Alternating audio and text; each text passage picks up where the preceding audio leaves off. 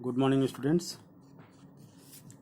आज हम लोग पढ़ेंगे गॉस नियम के अनुप्रयोग। गॉस नियम के अनुप्रयोग। अनंत लंबाई के समान रूप से आवेशित सीधे तार के कारण वैद्युत क्षेत्र की तीव्रता। मान लीजिए अनंत लंबाई का कोई सीधा तार है, कोई सीधा चालक तार है जिसका रेखीय आवेश घनत्व लैम्ब्डा है। इससे r दूरी पर स्थित किसी बिंदु P पर वैद्युत क्षेत्र की तीव्रता ज्ञात करनी है। तो ये वैद्युत क्षेत्र की तीव्रता ज्ञात करने के लिए हम गॉस के नियम का उपयोग यहाँ पर करेंगे। इसके लिए जिस बिंदु पर ज्ञात करनी है उस बिंदु से एक गॉसियन पृष्ठ की कल्पना करेंगे। तो ये तार है, रेखीय है, लंबा है, पतला लंबा तार है। तो इसके लिए ये जो आप देख रहे हैं डॉटेड पॉइंट से बनाया गया है, डॉटेड पॉइंट से एक बेलनाकार गॉसियन पृष्ठ की हम कल्पना कर लेते हैं। और इस पृष्ठ पर पृष्ठ के लंबवत देखिए वैद्युत क्षेत्र ई की दिशा होगी, चित्र में दिखाया गया है। अब अगर हम इस बेलनाकार पृष्ठ के 3 भाग हो गए, कौन कौन? एक ये आपका वक्र वाला, गोल वाला है ना, ये वाला पोर्शन, एक ये वाला पोर्शन, एक इस साइड का पोर्शन। ठीक है, इस पे आपको पेन पे ज़्यादा अच्छा समझ में आएगा। ये तार हो गया, इसका ये गोल वाला पोर्शन, इसको हम बेलन मान ले तो ये गोल वाला पोर्शन, इससे निकलने वाला फ्लक्स, इस किनारे से निकलने वाला फ्लक्स और इस किनारे से निकलने वाला फ्लक्स, 3 पृष्ठों से। तो हम देखते हैं तीनों पृष्ठों पर वैद्युत क्षेत्र की दिशा क्या है। तीनों पृष्ठों पर वैद्युत क्षेत्र की दिशा एक समान होगी। जब हम इसके किसी अवयव, किसी छोटे पार्ट ds की बात करें तो इसका ds का जो एकांक सदिश होगा वो और ई दोनों की दिशा एक समान होगी। मतलब दोनों के बीच का कोण थीटा क्या होगा? 0 हो जाएगा। जब इस पृष्ठ की बात करें तो इसका जो ds होगा और वैद्युत क्षेत्र ई, ये दोनों एक दूसरे के लंबवत होंगे, मतलब 90 अंश। यहाँ पर वाला तो ये भी लंबवत है, मतलब 90 अंश। तो आप जानते हैं कि इस पृष्ठ से गुजरने वाला फ्लक्स इसके समतल पृष्ठों से गुजरने वाला फ्लक्स कहता है कि phi E is equal to integration E dot D S, ये कहा जाता है। और ई डॉट डी एस का मतलब ई डी एस कॉस थीटा, यहाँ हो गया कॉस 90 डिग्री। इन समतल पृष्ठों के लिए, ये समतल पृष्ठ जो आप देख रहे हैं 90 डिग्री, तो ये हो गया कॉस 90 का मान 0। तो सारा का सारा क्या हो जाएगा? 0। ठीक है, इसको वर्ड्स में यहाँ पे लिखा हुआ है, केवल अभी समतल पृष्ठों की बात कर रहे हैं, ऊपर नीचे बेलन पृष्ठों, वक्र पृष्ठों की नहीं। तो इसके लिए लिखा हुआ है कि गॉसियन पृष्ठ के समतल पृष्ठों पर ds1 perpendicular E and ds2 लंबवत ई के। अतः इनसे गुजरने वाला फ्लक्स क्या होगा? फार्मूला वही होगा, phi E is equal to integration E dot D S is equal to integration E D S cos theta. Cos theta की जगह रखेंगे कॉस 90 रखेंगे, इसका वैल्यू हो जाएगा 0, तो सारा हो जाएगा 0। इसका मतलब समतल पृष्ठों से गुजरने वाला कुल फ्लक्स 0 होता है। तो संपूर्ण बेलन से केवल ये बच गया, तो इससे जो फ्लक्स पास आउट होगा वो संपूर्ण बेलन का हो जाएगा। तो हम निकालते हैं अब इसको। गॉसियन पृष्ठ के वक्र पृष्ठ से गुजरने वाला फ्लक्स ही कुल फ्लक्स होगा। ये तो 0 हो गया, इसका मतलब ये 0 हो गया, तो ये जो इससे जो गुजरेगा वही कुल फ्लक्स कहलाएगा। तो कुल flux phi E is equal to E dot D S, E D S cos theta हो जाएगा। ई डॉट डी एस बराबर क्या होता है? ई डी एस कॉस थीटा के। तो ई डी एस कॉस थीटा, यहाँ वेरिएबल थीटा है, तो यहाँ पे आपका थीटा का वैल्यू रख देंगे 0 डिग्री, कॉस 0 का मान 1। वेरिएबल क्या है? वो एस है, मतलब उसका क्षेत्रफल। तो हम यहाँ पे क्या, integration D S. Integration D S का मतलब संपूर्ण पृष्ठ का क्षेत्रफल। तो फार्मूला आपका क्या लगेगा? बेलन के वक्र पृष्ठों का क्षेत्रफल, वो फार्मूला लिखेंगे यहाँ पे। तो वो हो जाएगा आपका इंटीग्रेशन ई एस के लिखा हुआ है, एस मतलब इंटीग्रेशन एस का मतलब संपूर्ण बेलन के वक्र पृष्ठ का क्षेत्रफल। ठीक है। और ये होता है 2πr/L के होता है, 2πr/L। तो ये वैल्यू हम कहाँ रख देंगे, उसकी जगह, इंटीग्रेशन ds की जगह कहिए चाहे s की जगह चाहिए कहिए, हम क्या रख देंगे 2πr/L। ये हो गया phi e is equal to E into 2πr/L। ये हो गया उस गॉसियन पृष्ठ से गुजरने वाला कुल फ्लक्स, इसको बना लिया इक्वेशन नंबर 1। जबकि गॉस कहता है, हमने क्या निकाला, इस रेड वाले बिंदीदार पॉइंट से गुजरने वाला कुल फ्लक्स कितना निकाला, E इंटू 2πr/L। गॉस क्या कहता है, गॉस कहता है कि इससे गुजरने वाला कुल flux phi E is equal to Q/ε0 होता है। देखिए, तो समीकरण नंबर 1 आपने निकाला, जबकि गॉस क्या कहता है कि नहीं, कुल फ्लक्स इतना होता है। गॉस के अनुसार इस पृष्ठ से गुजरने वाला कुल flux phi is equal to Q/ε0। तो हम दोनों फाई का वैल्यू है, तो हम कह सकते हैं इक्वेशन 1 और 2 से, समीकरण 1 और 2 से दोनों का value this equal to this कर देंगे। यहां पे एक चीज कर लेंगे, lambda is equal to Q/L, आवेश का रेखीय पृष्ठ घनत्व।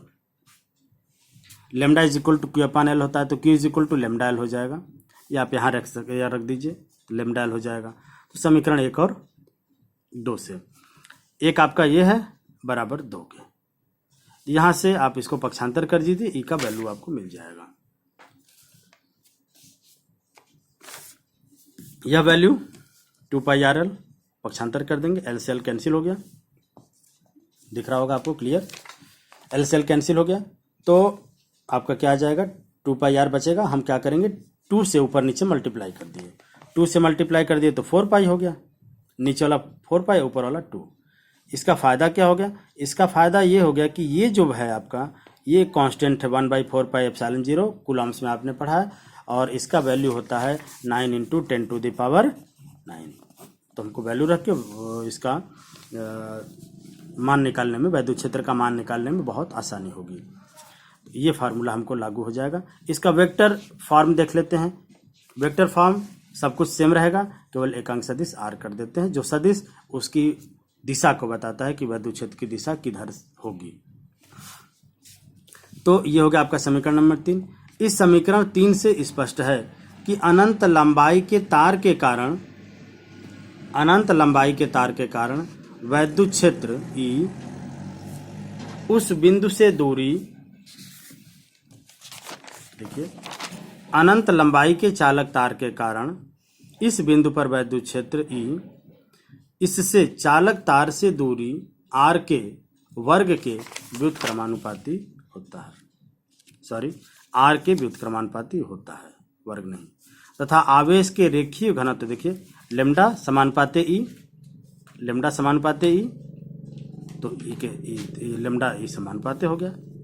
यहाँ पे आप इंडिकेट कर सकते हैं कि therefore E directly proportional to lambda and E is inversely proportional to r। ठीक है, मतलब वैद्युत क्षेत्र E दूरी के व्युत्क्रमानुपाती और इस रेखीय घनत्व लेमडा के समानुपाती होता है। नेक्स्ट, अब इसी पर अगला है आपका गॉस के नियम पर ही आधारित।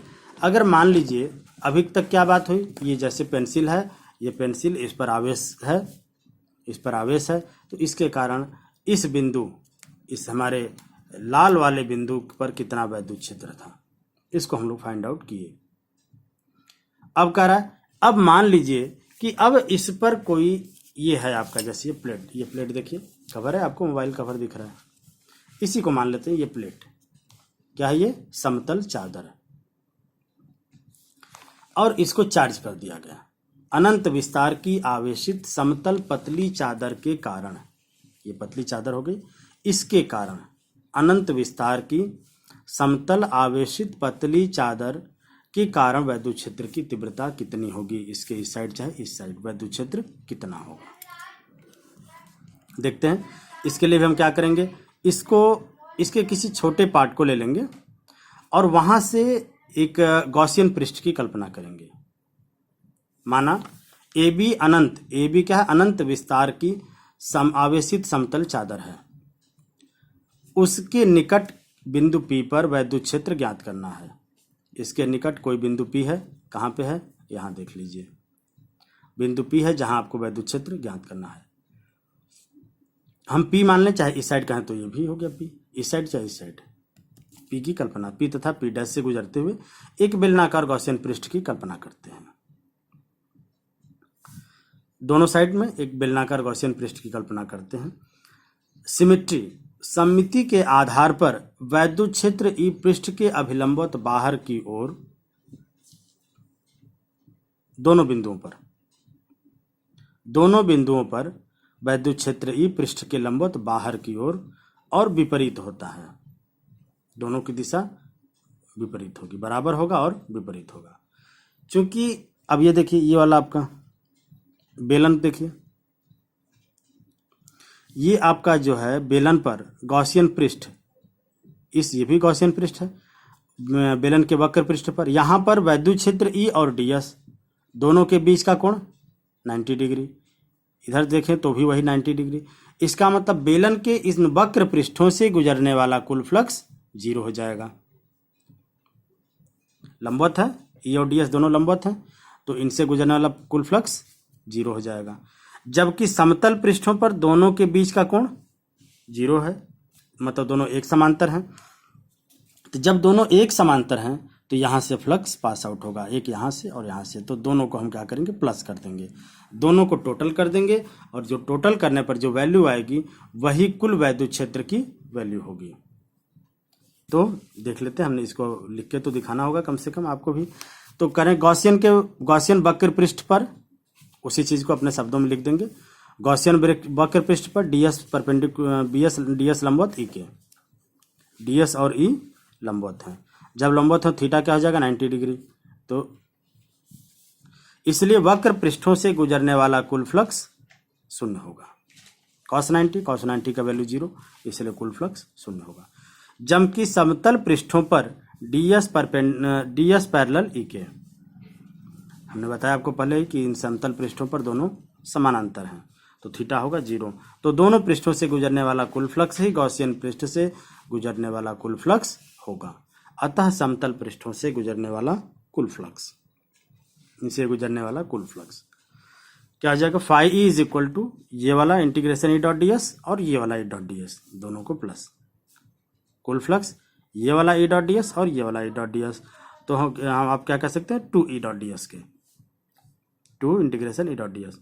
ई डॉट डी एस का वैल्यू होता है ई डी एस कॉस थीटा, ई डी एस कॉस थीटा होता है। तो ई D S cos theta, theta का वैल्यू रख दीजिए 0 डिग्री, कॉस 0 का मान 1 हो जाएगा, और इंटीग्रेशन डी एस का मतलब कुल क्षेत्रफल। तो कुल क्षेत्रफल की जगह हम क्या लिखेंगे, एस लिखेंगे। और ये कुल क्षेत्रफल किसका, इस वृत्ताकार भाग का, तो इसका क्षेत्रफल लिखेंगे। ये हो गया हमारा, जरूरत पड़ेगी तो लिख लेंगे, ये हो गया हमारा 2e cos 0 का मान 1 हो गया, तो 2e s के, ये इक्वेशन नंबर 1। ये तो हो गया जो फ्लक्स कहता है कि फ्लक्स कितना इससे पास आउट होगा उस सिस्टम के आधार पर। लेकिन गॉस क्या कहता है, गॉस कहता है कि इससे गुजरने वाला कुल फ्लक्स E अपान एप्सिलॉन 0 होगा। तो उसको बना लीजिए इक्वेशन सेकंड। गॉस के अनुसार गॉसियन पृष्ठ से गुजरने वाला कुल flux phi is equal to Q upon epsilon 0। और क्यू का मतलब ये क्या है, ये क्षेत्रफल है। क्षेत्रफल है तो पृष्ठावेश घनत्व तो काम करेगा। पृष्ठ का आवेश घनत्व तो sigma is equal to Q upon A होता है। यहां से आप क्यू का वैल्यू निकाल सकते हैं, तो हो जाएगा सिग्मा एस के, हो जाएगा सिग्मा एस के। ये सिग्मा एस यहाँ पे लिख देंगे। सिग्मा एस का जब यहाँ पे वैल्यू सिग्मा एस क्यू की जगह लिख देंगे, तो हो गया question number second, phi is equal to sigma S upon epsilon 0। इसे समीकरण 1 और 2 से, पुनः समीकरण 1 और 2 से 2es is equal to sigma S upon epsilon 0, S से एस कट जाएगा, एस से एस कट जाएगा। जब एस से एस कट जाएगा तो ई इज इक्वल टू कितना, सिग्मा 2 को आप क्रॉस मल्टीप्लाई कर दीजिए, तो इधर हो जाएगा E sigma is equal to sigma by 2 epsilon 0। ये वैद्युत क्षेत्रफल, वैद्युत क्षेत्र मतलब कि इस चादर के कारण इसके बाहर किसी भी बिंदु पर वैद्युत क्षेत्र ई का वैल्यू इतना होता है। इसे आप बहुत अच्छे से ध्यान दीजिएगा कि इस चादर के कारण इसके अगल बगल किसी भी बिंदु पर वैद्युत क्षेत्र ई का वैल्यू, चाहे यहाँ पे कह लें, यहाँ पे कह लें, यहाँ पे कह लें, यहाँ पे कह लें, ई का वैल्यू उसके कितना हो जाएगा, सिग्मा बाई 2 एप्सिलॉन 0 इसके बराबर होता है। तो इसे याद रखेंगे क्योंकि इसका यूज आपको आगे बहुत आएगा। थर्ड, 2 एप्लीकेशन आपके हो गए। कौन कौन? एक पतले चालक तार के कारण, दूसरा हो गया समतल पतली चादर के कारण। अब तीसरा हम पढ़ते हैं अनंत विस्तार की समरूप आवेशित चालक प्लेट के कारण वैद्युत क्षेत्र। समरूप आवेशित चालक प्लेट के कारण वैद्युत क्षेत्र समान है, एक जैसी प्लेट है, चालक प्लेट है, उसके कारण किसी बिंदु P पर वैद्युत क्षेत्र कितना होगा, ये हमको निकालना है। इस बिंदु पर वैद्युत क्षेत्र कितना होगा। तो देखिए इसकी 2 सतह है, एक सतह इधर और एक सतह इधर। तो हमने उसको मान लिया है सतह को फर्स्ट चादर और सेकंड चादर, और इस पर फार्मूला जो लगेगा वो आपका इससे पहले वाला 2 नंबर वाला फार्मूला लगेगा। कौन सा? जो अभी आपने पढ़ा था, पतली चादर के कारण। तो इसको हमने, ये आपका क्या है, चालक प्लेट है पूरी, इस तरह जैसे मेरा हाथ हो गया तो आप समझ लीजिए कि इस तरह की एक प्लेट है। अब इसके इस साइड वाले को एक चादर मान लेंगे, इस साइड वाले को एक चादर मान लेंगे। तो इसके कारण वैद्युत क्षेत्र, फर्स्ट वाले के कारण E1, इस सेकंड वाले के कारण E2। तो दोनों के कारण यहां पर निकालेंगे बिंदु P पर। E का वैल्यू आपको पहले ही मिल चुका है, E बराबर कितना होता है, सिग्मा बाई 2 एप्सिलॉन 0। तो E1 बराबर भी पहली चादर के कारण इतना ही आ जाएगा, दूसरी चादर के कारण भी इतना ही आएगा। दोनों की दिशा को हम ध्यान देंगे, दोनों की दिशा को ध्यान देंगे कि दोनों की दिशा किधर से किधर की ओर है। उन दोनों की दिशा को देखकर उसी हिसाब से प्लस कर देंगे तो आपको कुल वैद्युत क्षेत्र E मिल जाएगा। अभी देखिए सिमेट्री के आधार पर अगर आप देखें तो कुल वैद्युत क्षेत्र E बराबर दोनों का प्लस होगा। आइए कैसे लिखेंगे एक बार देख लेते हैं। माना अनंत विस्तार की एक समरूप आवेशित चालक प्लेट है जिसका पृष्ठ आवेश घनत्व सिग्मा है। इससे r दूरी पर स्थित किसी बिंदु P पर वैद्युत क्षेत्र की तीव्रता ज्ञात करनी है। प्लेट को दिया गया आवेश इसके पृष्ठों फर्स्ट और सेकंड पर समान रूप से फैल जाता है। प्लेट है, हमने बताया आपको, हमारे हाथ को मान लीजिए कि ये प्लेट है। इसको जब चार्ज कर दिया गया तो चार्ज करने पर आप स्टार्टिंग में आपको बताया गया है, जैसे आप कांच की प्लेट को चार्ज करते हो या बोनाइट की छड़ को चार्ज करें तो ऐसे ही इधर भी फैल गया और इधर भी आवेश फैल गया। जब फैल गया आवेश तो इधर वाले के कारण निकाल लेंगे E1, इधर वाले का। तो ये जो कुछ भी लिखा जाता है ये आप उसको रटना नहीं है, आपको समझ लेना है और अपने शब्दों में आप इसको लिखना सीखना है। प्लेट को दिया गया आवेश इसके पृष्ठों फर्स्ट और सेकंड पर समान रूप से फैल जाता है। प्लेट के भीतर सभी बिंदुओं पर वैद्युत क्षेत्र शून्य होता है। अतः प्लेट को आवेश की समतल चादरों फर्स्ट और सेकंड के समान माना जाता है। यहाँ देखिए ब्रैकेट में लिखा गया है समतल चादर का सूत्र लगेगा, याद रखना है इसको। और समतल चादर का सूत्र होता क्या है, ये होता है सिग्मा बाई 2 एप्सिलॉन 0। तो बिंदु P पर चादर फर्स्ट के कारण वैद्युत क्षेत्र हमने आपको बताया ही पहले ही कि E1 निकालेंगे E2 निकालेंगे, दोनों को प्लस कर देंगे। तो उसको लिखने का तरीका, बिंदु P पर फर्स्ट चादर फर्स्ट के कारण वैद्युत क्षेत्र E1 सिग्मा बाई 2 एप्सिलॉन 0, चादर सेकंड के कारण E2 सिग्मा बाई 2 एप्सिलॉन 0। दोनों की दिशा सेम टू सेम है तो सिमेट्री के आधार पर, सममिति के आधार पर कुल वैद्युत क्षेत्र E बराबर E1 प्लस E2 हो जाएगा। दोनों को प्लस कर देंगे, प्लस करेंगे आप देख लीजिए जो कॉमन है निकाल देंगे तो हाफ हाफ प्लस हो जाएगा, हाफ हाफ 1 हो जाएगा, आधा आधा 1 तो 1, मतलब सिग्मा बाई एप्सिलॉन 0 ये होता है। और इसकी दिशा उससे बाहर की ओर, यहाँ पे देखिए लाल बिंदु से निशान लगाया गया है, उसकी दिशा भी बताई गई है प्लेट से बाहर की ओर। अगर धन आवेशित है तो बाहर की ओर और ऋण आवेशित है तो अंदर की ओर। इस यहाँ पे लिखा हुआ है हिंट में, यदि प्लेट ऋण आवेशित हो तो वैद्युत क्षेत्र E की दिशा प्लेट के लंबवत अंदर की ओर होगी। क्लियर। आगे चलिए, चौथा पॉइंट है, अब अगर अभी तक तो हमने सिंगल प्लेट को पढ़ा, अब यही 2 प्लेट हो जाए। देखिए 2 प्लेट हो गई, इन दोनों प्लेटों के कारण वैद्युत क्षेत्र निकालेंगे। हमारी हेडिंग है अब समान पृष्ठ घनत्व की धन आवेशित तथा ऋणावेशित अचालक प्लेटों के बीच तथा बाहर वैद्युत क्षेत्र की तीव्रता। प्लेटों के बीच मतलब अंदर में, यहां पर, और बाहर दोनों जगह। मान लीजिए एक प्लेट है जिसको मान लिया फर्स्ट, ये हमारी धनावेशित, दूसरी प्लेट है सेकंड जो है ऋणावेशित। इनका पृष्ठ घनत्व कितना है? सिग्मा। ये दोनों एक दूसरे के समांतर स्थित हैं। इनके मध्य बिंदु P और बाह्य बिंदु P' पर वैद्युत क्षेत्र ज्ञात करना है। तो चित्र से आप देख लीजिए पहले कि किसका किधर की ओर होगा, और उसी हिसाब से हम करते चलेंगे कार्यक्रम।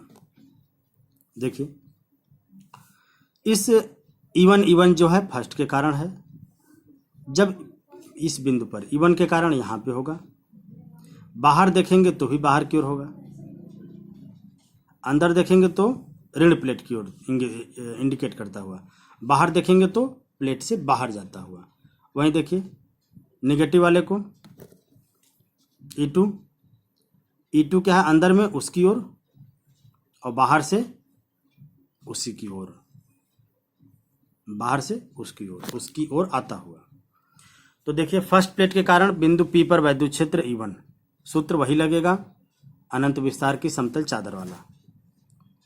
फर्स्ट प्लेट के कारण बिंदु P पर वैद्युत क्षेत्र E1 is equal to sigma by 2 epsilon 0, sigma by 2 epsilon 0। और सेकेंड प्लेट के कारण E2 बराबर सिग्मा बाई 2 एप्सिलॉन 0, ये माइनस प्लेट की ओर, दोनों का डायरेक्शन सेम है। ठीक, तो बिंदु P पर कुल वैद्युत क्षेत्र, दोनों का डायरेक्शन को देखते हुए टोटल कर लेंगे।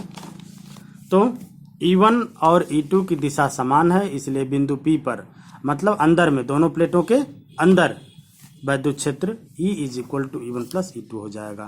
प्लस कर देंगे तो भीतर में जो वैद्युत क्षेत्र हमारा आएगा वो E is equal to sigma by epsilon 0 आएगा। नेक्स्ट देखते हैं, बिंदु P' पर प्लेट के बाहर स्थित है। बिंदु P' कहाँ है? प्लेट के बाहर स्थित है। देख लीजिए एक बार, देखिए बिंदु P' कहाँ है? यहाँ पे है। अब इस पर ये E1 क्या है? बाहर की ओर, इसको जो बाहर की ओर है उसको धन मानेंगे, और जो अंदर की ओर आ रहा है उसको ऋण मानेंगे। तो E1 को प्लस मान लेंगे और E2 को माइनस मान लेंगे।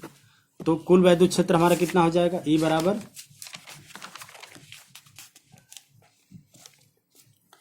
E1 बराबर सिग्मा बाई 2 एप्सिलॉन 0, I2 बराबर सिग्मा।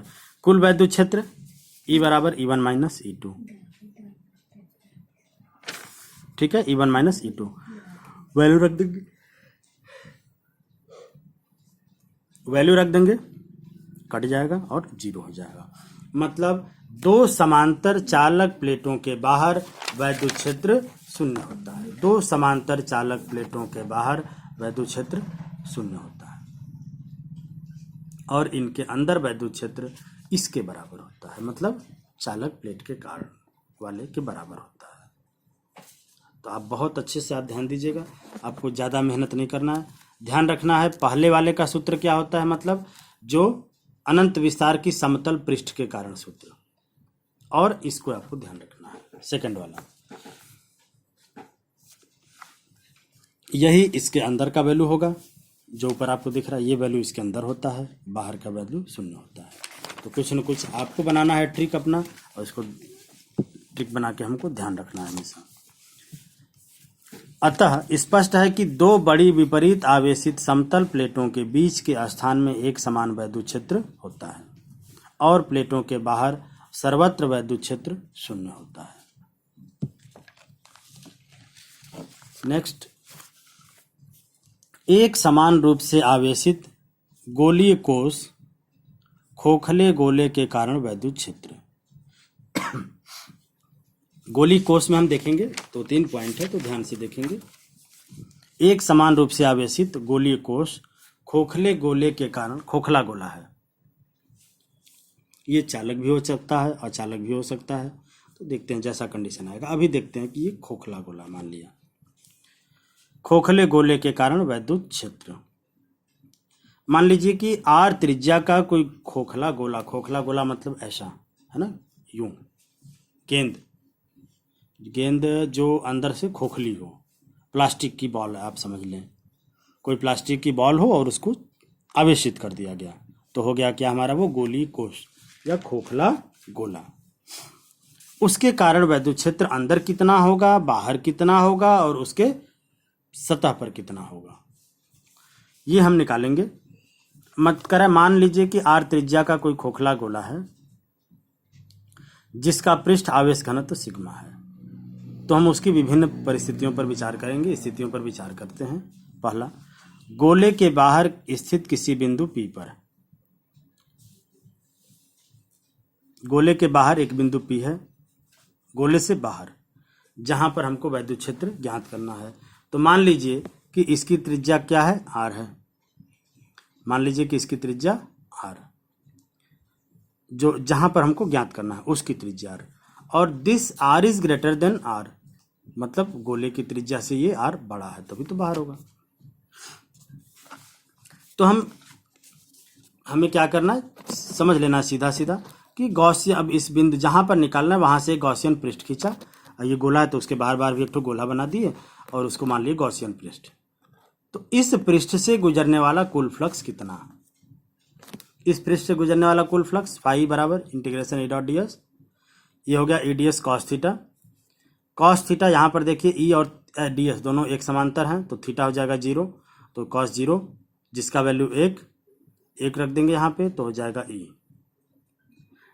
इंटीग्रेशन ds मतलब s पूरे का क्षेत्रफल s ये हो गया आपका स्फीयर, गोले का क्षेत्रफल। वृत्त का मत ध्यान दीजिएगा, बच्चे अक्सर वृत्त लिख देते हैं। गोले का क्षेत्रफल तो 4 पाई आर स्क्वायर, ये लिखेंगे। s की जगह हो गया 4 पाई आर स्क्वायर, तो ये हो गया हमारा समीकरण नंबर 1। लेकिन गॉस क्या करता है, गॉस कहता है नहीं, phi is equal to Q by epsilon 0 होगा। तो हम मान लिए, चलिए भाई आपके अनुसार इतना हो गया, ठीक, हमने तो इतना निकाला था, तो ये हो गया समीकरण नंबर 1 और गॉस महोदय का समीकरण नंबर 2। दोनों तो देख रहे, दोनों एक ही वैल्यू, तुम कह सकते हैं समीकरण 1 और 2 से करेंगे तो एक में आया था E into 4 pi R square Q by epsilon 0।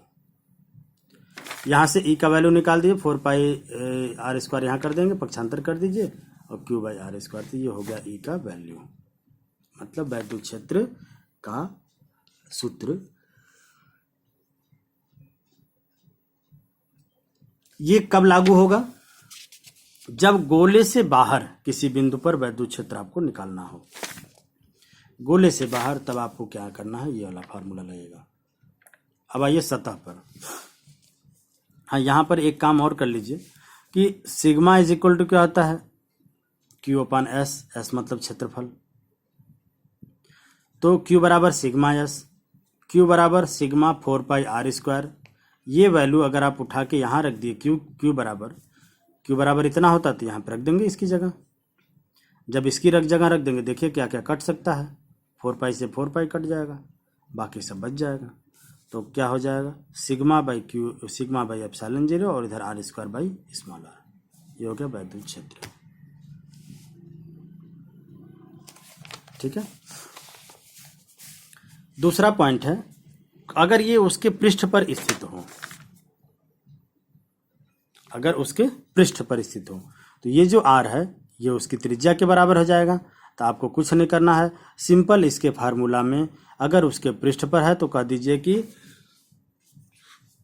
गोले के बाहर स्थित किसी बिंदु पर के सूत्र से R की जगह कैपिटल R रख दीजिए, तो कैपिटल R स्क्वायर हो जाएगा। यहाँ पर भी R रख देंगे तो R से R कैंसिल हो जाएगा, सिग्मा बाई एप्सिलॉन 0 हो जाएगा। देखिए दूसरा पॉइंट, इस स्थिति में गॉसियन पृष्ठ गोलीय पृष्ठ को मान लेंगे तो R बराबर R होगा, अतः समीकरण 3 से ऊपर वाला इस समीकरण से स्मॉल आर की जगह कैपिटल आर स्क्वायर। ठीक है, तो ये हो जाएगा आपका।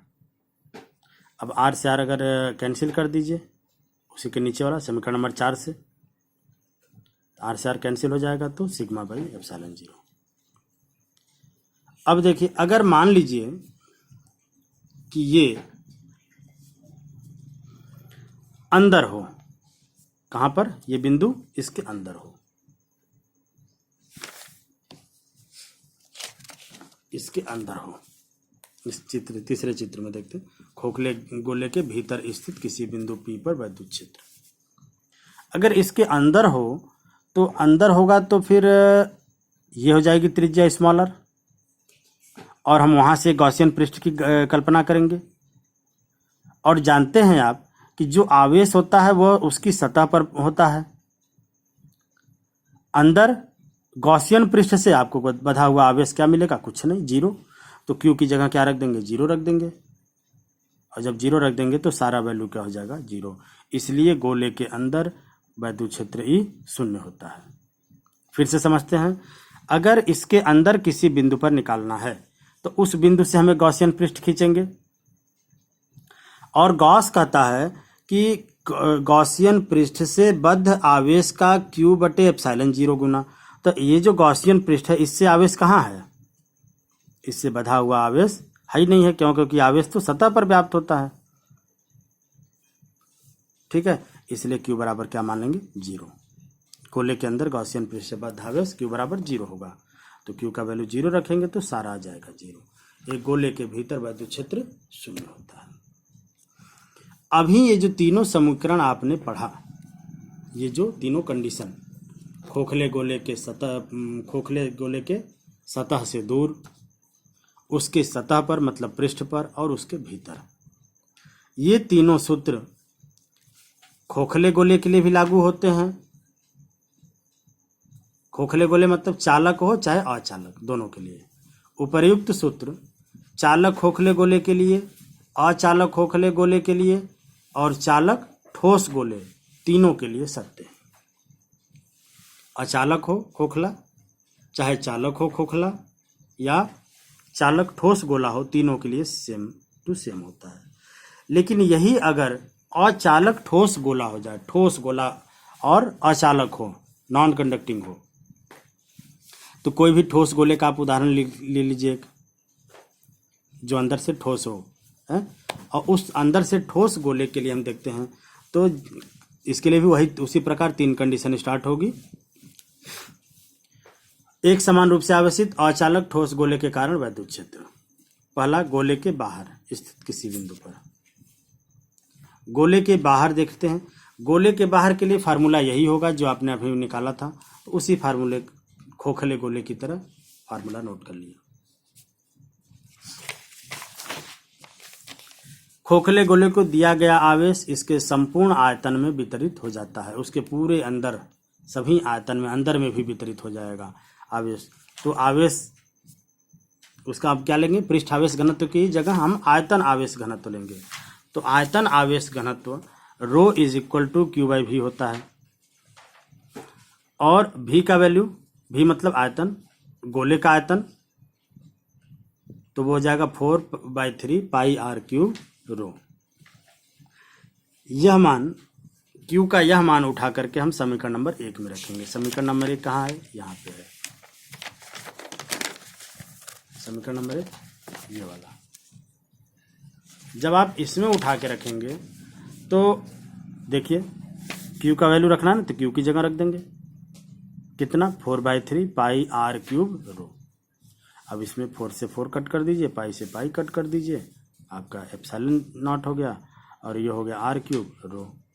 तो कांस्टेंट को एक जगह लिख दीजिए, तो हो जाएगा rho by epsilon 0 R cube by 3R square. थोड़ा सा इसी में डिफरेंट होता है इसके आयतन आवेश घनत्व के कारण। चूंकि ठोस गोला हो गया तो यहाँ पे आयतन काम करने लगता है, और आयतन जब काम करने लगता है तो थोड़ा सा डिफरेंट हो जाता है, वरना फार्मूला वही रहता है उनके लिए भी। ठोस गोले के लिए भी फार्मूला Q के रूप में वही रहेगा। अगर आयतन आवेश घनत्व की बात की जाएगी तो फार्मूला थोड़ा सा चेंज हो जाएगा। नेक्स्ट, जब बिंदु P गोले की सतह पर स्थित हो तो वैद्युत क्षेत्र, बिंदु P गोले की सतह पर स्थित हो। ठीक है, मान लिया कि बिंदु P कहाँ आ गया, इस गोले की सतह पर आ गया। तो फार्मूला खोखले गोले के सूत्र से आ जाइए, Q by capital R square. यहाँ पर अभी हमने निकाला कि Q का वैल्यू इतना होता है, यही वैल्यू उठा के फिर रखेंगे यहाँ पर 4 पाई R क्यूब रो। अब की क्या होगा, नीचे भी R है, कैपिटल R है, और ऊपर भी आ गया कैपिटल R, तो अब की कैपिटल R भी कटेगा। तो देखते हैं सब कुछ कट पिट करने के बाद हमारा जो फार्मूला आएगा वो E is equal to rho by epsilon 0 R by 3 के, R by 3, R square 2 cut गया तो बचा 3। ये सभी आपको न्यूमेरिकल्स में काम आएंगे अभी, और हम देखेंगे उससे। नेक्स्ट है तीसरा, जब बिंदु P गोले के अंदर स्थित हो। तो अब तक हम लोग देख रहे थे कि जब बिंदु P अंदर होता था तो वैद्युत क्षेत्र शून्य हो जाता था, लेकिन अब नहीं होगा। क्यों? क्योंकि यह अचालक है, अचालक ठोस गोला है। चालक होगा तो हो जाएगा शून्य, अचालक ठोस गोला है तो शून्य नहीं होगा। तो मान लेते हैं बिंदु P अंदर है, तो उस बिंदु P को त्रिज्या मानते हुए गॉसियन पृष्ठ खींच लेंगे बिंदीदार रेखा से, और यह R इसकी त्रिज्या जो गॉसियन पृष्ठ है ये छोटा होगा, गोले से छोटा होगा, तो इस पर स्थित आवेश की मात्रा भी कम हो जाएगी। तो मान लीजिए कि कितनी हो गई आवेश की मात्रा, Q डैश हो गई। तो बिंदु P पर वैद्युत क्षेत्र फार्मूला, उसी फार्मूला से E is equal to 1/4 pi epsilon 0, Q की जगह क्या हो जाएगा, Q डैश, क्योंकि आवेश अब यहाँ पे कम हो जाएगा कुछ, तो Q डैश अपान R square, small R square. R त्रिज्या के गोले का आयतन, अब ये स्मॉल R मतलब छोटे वाले गोले का आयतन कितना हो जाएगा, छोटे वाले गोले का आयतन आवेश घनत्व, रो इसी से निकालेंगे, rho is equal to Q dash by 4/3 R pi R cube. Q dash का वैल्यू यहाँ से निकाल दीजिए, और इस वैल्यू को उठा के Q डैश का वैल्यू यहाँ पे रख दीजिए। देखिए क्या क्या कट जाएगा, जो जो कट रहा है सबको काट दीजिए, तो बचेगा E is equal to rho by epsilon 0 R by 3। तो दोनों में देखिए कुछ कॉमन है, यहाँ पे रो बाई एप्सिलॉन 0 R बाई 3 है ना, कहाँ पे, गोले के अंदर स्थित हो, और जब गोले की सतह पर हो तो रो बाई एप्सिलॉन 0 R बाई 3। दोनों की केवल त्रिज्या का अंतर है, अगर सतह पर है तो सतह वाली त्रिज्या लेंगे, और गोले के अंदर आ गया तो गोले के अंदर वाली त्रिज्या। ठीक है, इस पर आप इस को आप ध्यान रखेंगे, और अगर आपको कोई प्रॉब्लम हो तो आप हमको कमेंट कीजिए, हम आपको उसको क्लियर करेंगे। धन्यवाद।